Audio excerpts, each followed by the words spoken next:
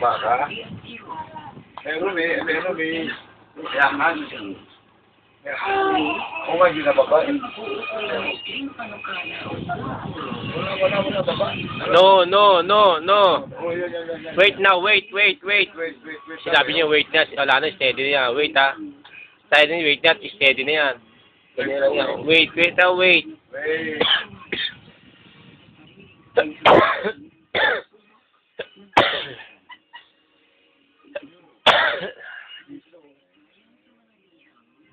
Sakay.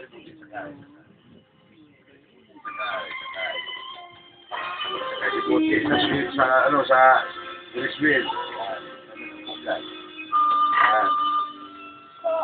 Opo. Bayo. Ang ilang nakatiyak sa araw na ito ay mula po sa lalawigan ng Laguna. Ang letter sender ay okay Mamaya pa naman mga 2 hours siguro. Ito po ay kagampanan ni Duty ka mamaya. Peko combo yan. Inimig kita. Tayo na isilang la. Bigyan mo nini. La. Hindi, natatacho mo dyan.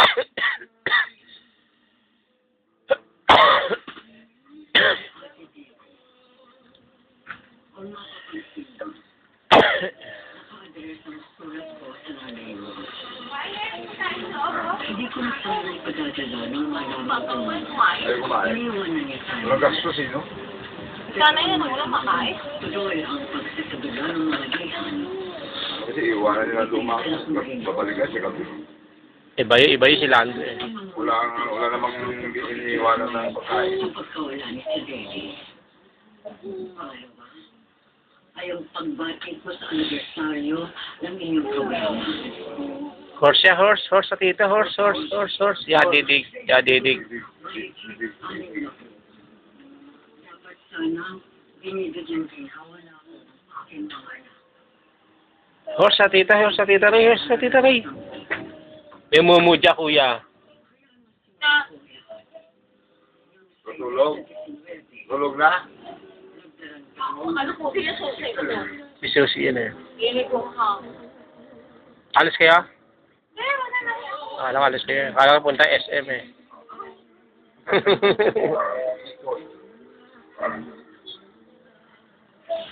Nang anak na po si Pearl.